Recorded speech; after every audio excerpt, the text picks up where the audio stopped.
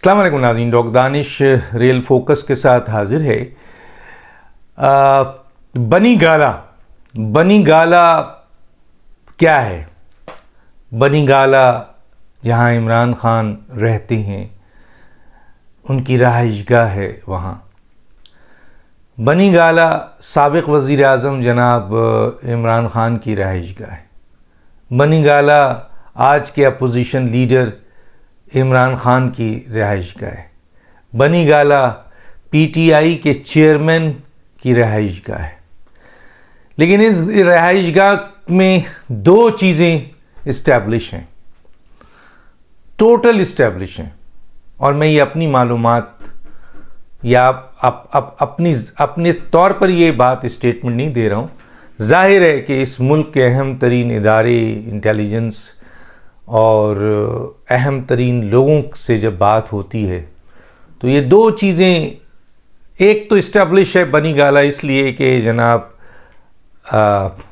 इमरान खान रहते हैं और उनकी ये कैटेगरीज है, मैंने बताया। दूसरा बनी गाला इसलिए है कि बहुत सारे वांटेड लोग बनी गाला में आपके उन्होंने अपना क्या कहना चाहिए, पनाहगाह है उनके लिए। कई लोग वहाँ पर जाके छुपे हैं और वहाँ से फिर आगे निकले हैं।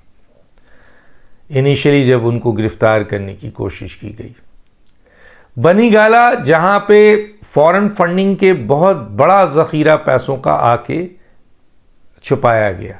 ये मैं नहीं कह रहा, आप उनकी बेगम से पूछ सकते हैं, रेहाम खान साहिबा से, कि वो कहती थी कि इतना पैसा आता है, टैची भर भर के आता है, इमरान खान कोई काम नहीं करते हैं। अच्छा, अगर कोई पैसा पार्टी के लिए आ रहा है तो उसका तो अकाउंट खुला है, वो डायरेक्ट अकाउंट में आ जाता है। ठीक है, बकौल के जी इनके किचन का खर्च जो है वो तो जहांगीर तरीन साहब पूरा कर रहे हैं या अलीम खान पूरा कर रहे हैं। तो ये वो पैसा था जो कि रेहाम खान, जो उनकी बेगम थी, जो ख़ुद अपनी किताब में भी लिखती हैं, ख़ुद कहती भी हैं, मीडिया में कहा है कि बाथरूम, और वो लोकेशन भी बता रही हैं कि बाथरूम के सामने वाली जो अलमारी है उसमें अटैची भर भर के डॉलर्स, पाउंड्स और रुपए आते थे और इमरान खान उसको अपनी अय्याशियों के लिए इस्तेमाल करते थे। तो गोया पैसों के हवाले से भी बनी गाला, जो फॉरेन फंडिंग हुई, जो पैसा आया, जो कैश में आया, इमरान खान के बनी गाला में उसे रखा गया। और तीसरा जो बहुत ही इम्पोर्टेंट है कि बनी गाला एक साजिशी का गढ़ बन गया है। यहाँ से अपोजिशन के ख़िलाफ़ साजिश, यहाँ से फ़ौज के ख़िलाफ़ साजिश, यहाँ से अदलिया के ख़िलाफ़ साजिश, यहाँ से जो भी पीटीआई या इमरान खान मुखालिफ है उसके ख़िलाफ़ साजिश, इवन के अदम एतमाद की तहरीक के हवाले से भी जो बड़ी साजिश हुई है। और आपने सुना होगा कुछ एनालिस्ट ने इसको एक्सपोज भी कर दिया है कि जो साइफ़र आया था और किस तरीके से इसको अपने मकासद के लिए इस्तेमाल किया। तो बनी गाला एंड किचन काबीना, बनी गाला और किचन काबीना अहम तरीन साजिश और साजिशी गढ़ है। यहाँ पे फ़ौज के ख़िलाफ़ पूरी की पूरी साजिश हुई। यहाँ पे अभी हालिया आपके जो IMF को ख़त लिखने की पूरी साजिश हुई। आपने शौकत तरीन साहब का स्टेटमेंट सुन लिया, उन्होंने कहा कि ये जो ख़त लिखने की बात है ये मेरी सिर्फ वो नहीं था, ये पार्टी पॉलिसी है और ये इमरान खान के अप्रूवल से हुआ है। और ये फवाद चौधरी और शौकत तरीन उस मीटिंग में बनी गाला में मौजूद थे जहाँ पर ये फ़ैसला हुआ। तो बनी गाला साजिशों का गढ़ है, यानी जहाँ साजिशें जन्म लेती हैं। फ़ौज के ख़िलाफ़, DGISI के ख़िलाफ़, आपके आर्मी चीफ के ख़िलाफ़, और पूरी की पूरी इस वक्त जो आपके पाकिस्तान की हुकूमत है उसके ख़िलाफ़ अब भी साजिश हो रही है। मसलन ये साजिश का एक गढ़ है। एक तो मैंने ये बात आपको बताना था कि बनी गाला 3 बुनियादों पे मशहूर है। एक इमरान खान की रिहाइश, दूसरा वहाँ पर फॉरेन फंडिंग यानी फॉरेन फंडिंग बैंक कायम हुआ, तीसरा वहाँ पर आपके क्रिमिनल्स जो है ना उनको पनाह दिया गया, वांटेड लोगों को पनाह दिया गया, और चौथा ये कि वो एक साजिशी आपके अड्डा बन गया है जहाँ से मुल्क के ख़िलाफ़ साजिश, पाकिस्तान की मईशत के ख़िलाफ़ साजिश, पाकिस्तान की फ़ौज के ख़िलाफ़ साजिश और हर किस्म की वहाँ से अदलिया के ख़िलाफ़ साजिश सब वहीं तैयार होती है। फिर वहाँ से फ़ौज में बगावत की साजिश भी बनी गाला में तैयार हुई। शहबाज गिल को सारा स्क्रिप्ट मिला, वो भी बनी गाला में मिला। अब दूसरी एक बहुत अहम बात लेके मैं आपके सामने आता हूँ और वो ये है कि आज बहुत ही इम्पोर्टेंट केस है जिसमें 5 जजेस जो हैं वो हाई कोर्ट के इमरान खान की तौहीने आपके अदालत का केस सुन रहे हैं। इस पे मुख्तलिफ राय भी है। अब इमरान खान ने जो लेटर लिखा है उसमें चंद चीज़ें बड़ी इम्पॉर्टेंट हैं, मैं वो शेयर करना चाहता हूँ आपसे कि इमरान खान साहब माफ़ी नहीं मांग रहे, सब पूरी दुनिया को पता है। इससे पहले कि मैं ये बताऊँ, मैं बता दूँ इमरान खान साहब इससे पहले आपके 2017 में इलेक्शन कमीशन से माफ़ी मांग चुके हैं। इलेक्शन कमीशन को बहुत बुरा भला कहा था, उनको तौहीन अदालत का नोटिस जारी हुआ और उन्होंने गैर मशरूत माफ़ी मांगी, और ये डेट भी मेरे पास है और वो है 26 अक्टूबर 2017। एक है 26 जुलाई 2013 जिसमें इन्होंने इलेक्शन कमीशन और सुप्रीम कोर्ट को मलाइन किया था। वहाँ बड़ी इन्होंने प्रेस कॉन्फ्रेंस में उनकी तज़हीक की थी, तज़लील की थी, जिसकी बुनियाद पे इनको नोटिस हुआ था, जिसका जिक्र मैं कर चुका हूँ कि जस्टिस इफ्तिखार चौधरी ने इनको माफ़ नहीं किया था, लेकिन अनवर ज़हीर जमाली और साबिक जो चीफ जस्टिस साकिब निसार की पूरी साजिश के तहत इसको माफ़ी दी गई थी। तो इससे पहले और एक और केस में जब इन्होंने आपके जनाब जस्टिस इफ्तिखार के ख़िलाफ़ बड़ी गंदी अल्फाज इस्तेमाल किए थे तो उन्होंने नोटिस दिया था, उसमें इमरान ने माफ़ी मांगी थी। तो इमरान जो बोलते हैं फ़ौरन माफ़ी मांगते हैं, लेकिन इस मौजूदा केस में जिसमें इन्होंने एक खातून जज को जो सेशन लेवल की जज होती हैं, और ये जजेस का सबसे मजबूत बेस होता है, सबसे बड़ा बेस होता है बकौल किसी जस्टिस के कि यहाँ से मौत का फ़ैसला होता है 302 के तहत और फिर ये ऊपर जाता है।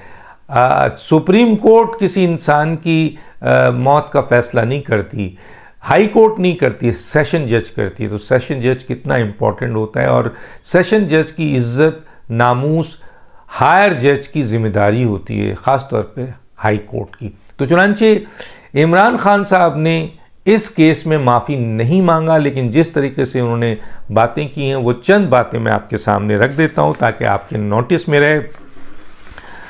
अब आज वो केस होगा, अभी चलना शुरू हो गया होगा, मैं उसकी भी डिटेल आपको दूंगा। इमरान खान अदालत में जमा कराए अपने जवाब अदालत के नज़दीक।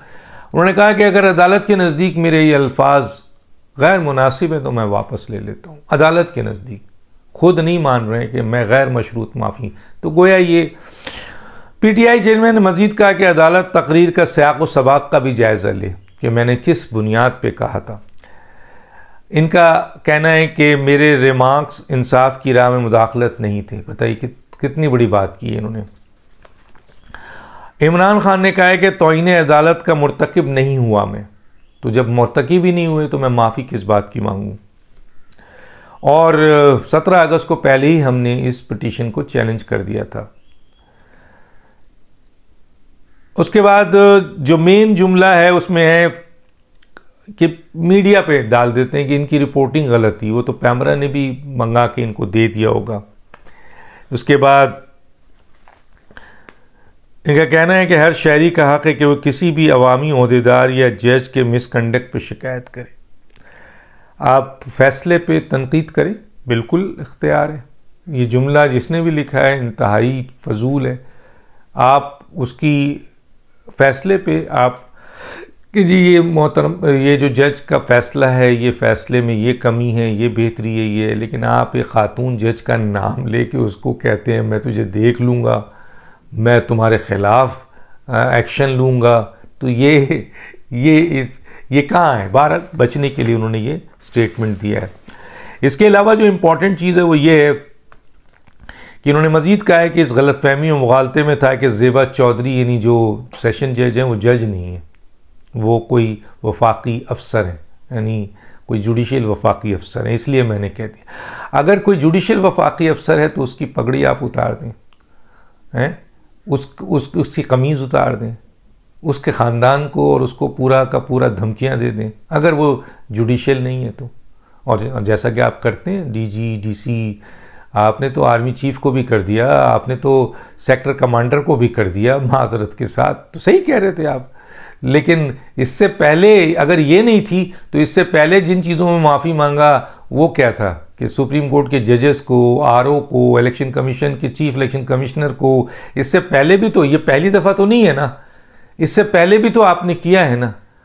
तो वहाँ पे क्या था? वो जजेस नहीं थे क्या? वो उनको कैसे कर दिया? तो ये भी आप पॉइंट समझ जाइए क्या है। अच्छा, दूसरा, इमरान खान ने तौहीन अदालत के शोकाज जवाब में समाअत करने वाले इस्लामाबाद हाई कोर्ट के बेंच पे एतराज़ कर दिया। 5 रुकनी बेंच आज इनके ऊपर तौहीन अदालत किया है तो एतराज़ कर दिया। कल तक वाह हो रहा था। श्री मज़ारी साहिबा को रात को इतवार को खोल कर उनको रिलीज़ किया गया, तो इनसे अच्छा कोई जज नहीं था। इसी तरह अभी इनकी आज़ादी सहाफ़त की बुनियादी नहीं, आज़ादी के लिए लाइव का जो उनका कवरेज बंद हुआ था टीवी में, वो खोल दिया तो वाह हुआ। लेकिन जहां इमरान खान साहब को पकड़ होती है अदालत की, क्योंकि वही 5 जज, ख़ास तौर पे 3 जजेस जिसके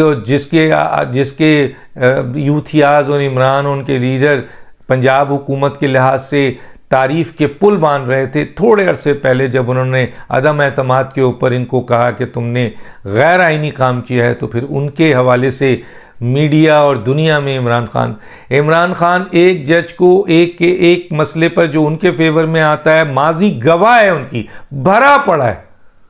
आप उठाकर देख लें, चाहे वो जस्टिस इफ्तिखार हो, चाहे वो नासिरुल मुल्क हो, चाहे कोई भी हो, जैसी तारीफ़ हुई और उसके बाद उन्होंने धज्जियाँ भी घेर दी मुखालफत में।